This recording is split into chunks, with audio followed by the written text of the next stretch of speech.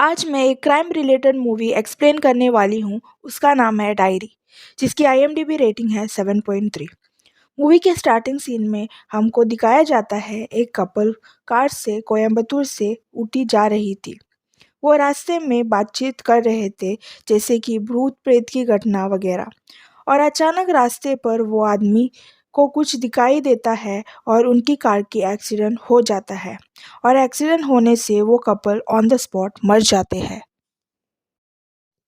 फिर अगले सीन में न्यूज़ में बताया जा रहा था कि ऊटी के हेयरपिन बैंड के पास अक्सर कई सारी एक्सीडेंट होती ही रहती है। फिर अगले सीन में स्टेट क्राइम रिकॉर्ड ब्यूरो को दिखाया जाता है। वहाँ जो लोग हाल ही में पुलिस ऑफिसर बने हैं, उनको एक असाइनमेंट सौंपा जाता है। और ये असाइनमेंट ये था कि पुराने जो भी अनसॉल्व केस है, उनको सॉल्व करने का। और वो अपने मर्जी से कौन सा भी केस चुन सकते हैं। तो जो मेन लीड है वर्धन, वो एक 16 साल पुराना केस को चुनता है, जिसमें ऊटी में एक हनीमून कपल का मर्डर हो गया था। वरदान पुलिस स्टेशन पर पहुंचता है। वहां सीआई, ड्राइवर और एक सब इंस्पेक्टर को वरदान के साथ ड्यूटी पर लगा देते हैं। ड्राइवर का नाम आशय होता है और सब इंस्पेक्टर का नाम पवित्रा होता है। तीनों आपस में मिलकर ये केस के बारे में बात करते हैं और फिर केस के इन्वेस्टिगेशन में लग जाते हैं। इन्वेस्टिगेशन के दौरान हम देखते हैं पवित्रा और वरदान काफ़ी करीब आ चुके थे और एक दूसरे को पसंद करने लगे थे। उसी दौरान पुलिस स्टेशन में एक आदमी आता है। ये बोलता है कि उसकी बेटी मिसिंग है। दूसरे सीन में हमें ये दिखाया जाता है कि वरदान और पवित्रा एक रेस्टोरेंट में है और उसी बीच अक्षया का कॉल आता है। अक्षया वरदान को बताती है कि जिस केस की वरदान इन्वेस्टिगेशन कर रहा था, उससे मिलता जुलता केस अक्षया के पुलिस स्टेशन में भी ऐसा ही एक केस हुआ था। और उस केस का प्राइम अक्यूज का नाम दया कुमार और आनंद होता है। पर अभी तक उन सस्पेक्ट का कुछ पता नहीं चला।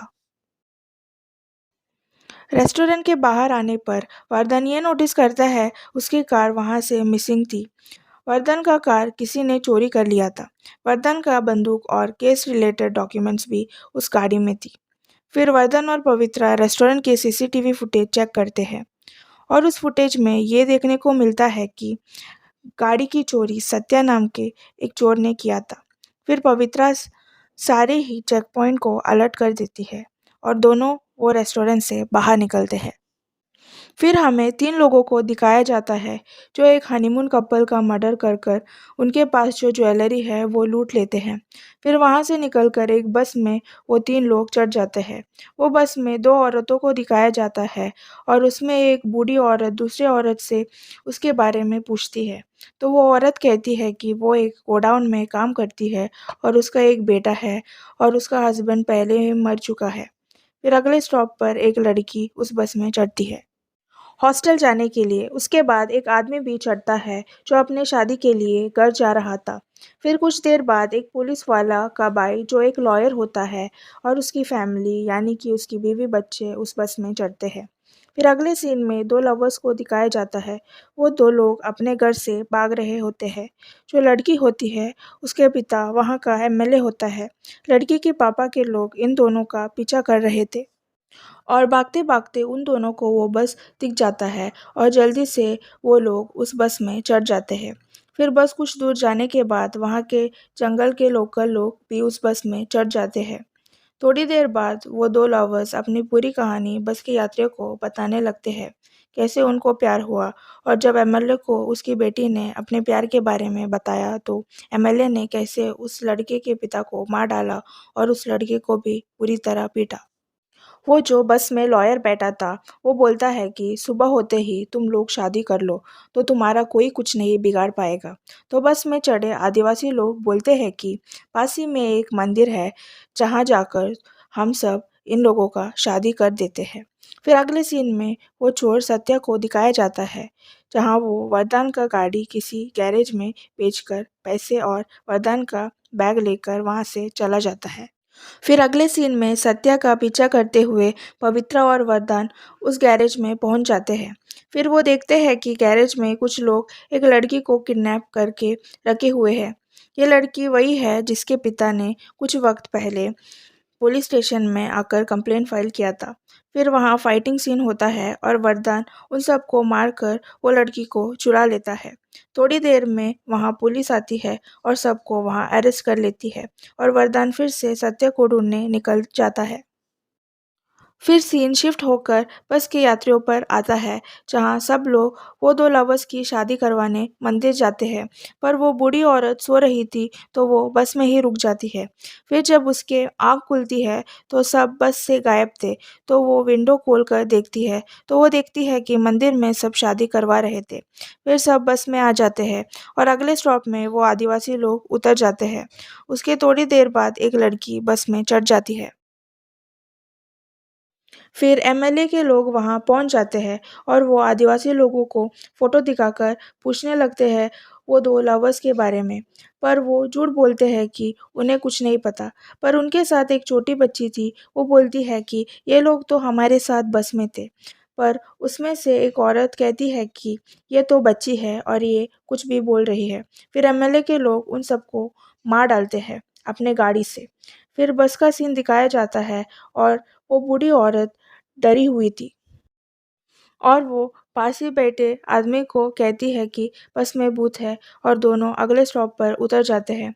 फिर वो बस के बारे में बताने के लिए वो बूढ़ी औरत और वो आदमी पुलिस स्टेशन जाने लगते हैं। पर बीच में ही उनको वरदान मिलता है और वो लोग सारी बातें वरदान को बताने लगते हैं।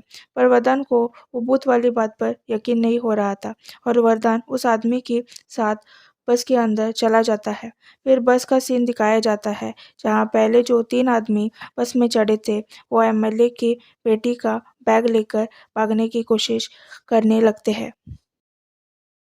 वरदान के साथ उन 3 लोगों का हाथापाई होता है और उनके बैग में से ज्वेलरी गिरती है। वरदान ये नोटिस करता है कि ये वो सेम ज्वेलरी है जो 16 साल पहले चोरी हुई थी। थोड़ी देर बाद वरदान उन तीनों को बांध देते हैं और वरदान के पूछने पर वो लोग सब कुछ सच बता देते हैं कि वो लोग ये कहाँ से चोरी कर कर लाए थे। ये लोग वही थे जो अक्षया ने पहले वरदान को बोला था। उसके बाद वरदान ऊटी पुलिस वालों को इन्फॉर्म कर देता है कि ऊटी के रोज़ गार्डन होटल में मर्डर और चोरी हुआ है। ये मर्डरर को मैंने अरेस्ट कर लिया है, आप लोग जाकर होटल में देखो। फिर ऊटी के पुलिस रोज़ गार्डन जाते हैं और वहाँ पूछताछ करने पर यह पता चलता है कि ऐसा कोई घटना हुआ ही नहीं। वरदान पवित्रा को कॉल करता है और बोलता है कि बस के बारे में पता लगाओ। उसके बाद सत्या उस बस में चढ़ जाता है। वरदान सत्या को जप लेता है और उसे मारने लगता है और बस में बैठी औरत खड़ी होती है और उसे ऐसा ना करने के लिए बोलती है। सत्य उस औरत को देखकर हैरान हो जाता है और सत्य के बैग से वरदान को अपने बंदूक और केस के डॉक्यूमेंट्स मिल जाता है।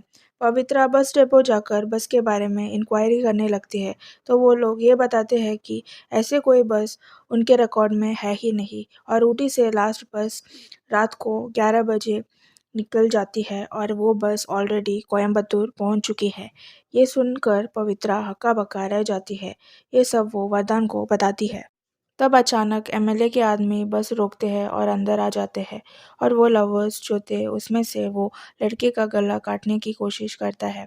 तब वो लड़की वो लड़के को नीचे धक्का दे देती है और वो चाकू लड़की के गले पर लग जाती है और वो ऑन द स्पॉट मर जाती है। फिर बस में हाथापाई होती है और कोई ड्राइवर के सर के पीछे रॉड से मार देता है। बस आउट ऑफ कंट्रोल हो चुका था और बस खाई के किनारे रुक जाती है। वरदान कैसे तैसे कर कर थोड़े लोगों को बचा लेता है, लगभग 3 लोगों को वो बचा लेता है और फिर वो बस खाई में गिर जाती है। फिर अगले दिन पुलिस वाले आकर उस बस की तलाश करती है, पर हैरानी की बात यह थी कि वो बस को देखकर लग रही थी कि वो बस सालों से पानी के अंदर था। बस में जंग भी लग चुकी थी और बस में एक ही फ्रेश बॉडी थी और बाकी सारे पैसेंजर्स की कंकाल बरामद हुई। ये देखकर वरदान हैरान हो जाता है और वहाँ सत्या बोल पड़ता है कि वो औरत जिसने वरदान को उसे मारने के लिए रोका था, बिल्कुल उसकी माँ की तरह दिख रही थी। फिर पुलिस स्टेशन का सीन दिखाया जाता है। वरदान सारे पुलिस वालों को बताता है पूरी कहानी, कैसे इतने सारे लोगों का मौत हुआ है एमएलए की वजह से, और वो सारे सबूत और कुछ फोटोग्राफ्स जो बस के अंदर खींची थी वो सबको दिखाता है, और वो बताता है कि ये सब एमएलए की वजह से ही हुआ है। ये सब देखने के बाद पुलिस एमएलए को अरेस्ट कर लेती है।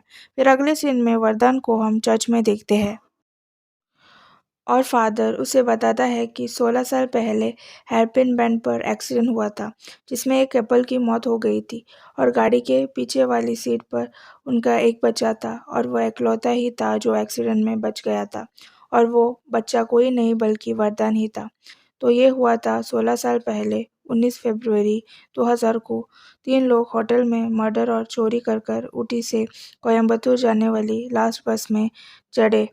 उस बस में सत्या की माँ, लॉयर, उसके बीवी बच्चे, फिर रास्ते में वो लवर्स चढ़े हैं, और फिर आदिवासी लोग चढ़ते हैं। फिर सब लोग मिलकर उनकी शादी करवा देते हैं। थोड़ी देर बाद आदिवासी लोग उतर जाते हैं। तब एमएलए के लोग वो आदिवासी लोगों को मार देते हैं। फिर बस में उस लड़की को मार देते हैं, और फिर ड्राइवर की भी मौत हो जाती है, और बस आउट ऑफ कंट्रोल हो जाती है। और दूसरी तरफ से वरदान के पेरेंट्स गाड़ी में आ रहे थे, और ये बस और कार के आपस में टक्कर हो जाती है, और वरदान के पेरेंट्स की मौत हो जाती है। फिर बस खाई में गिर जाती है, और बस में जो पैसेंजर्स थी उनकी भी मौत हो जाती है। ये इंसिडेंट हर 4 साल में रिपीट होता है, क्योंकि 29 फरवरी हर 4 साल बाद आता है, और ये बस एक टाइम लूप में फंसी थी। तो बस में जो पैसेंजर थे उनको खुद नहीं पता होता है कि वो मर चुके हैं। फिर अगले सीन 4 साल बाद का हमें दिखाया जाता है। वरदान और पवित्रा की शादी हो चुकी थी, और उनको एक बेटा भी था। तो वरदान को याद आता है कि आज 29 फरवरी है, और वो बस की तलाश में बस स्टैंड पहुंच जाता है।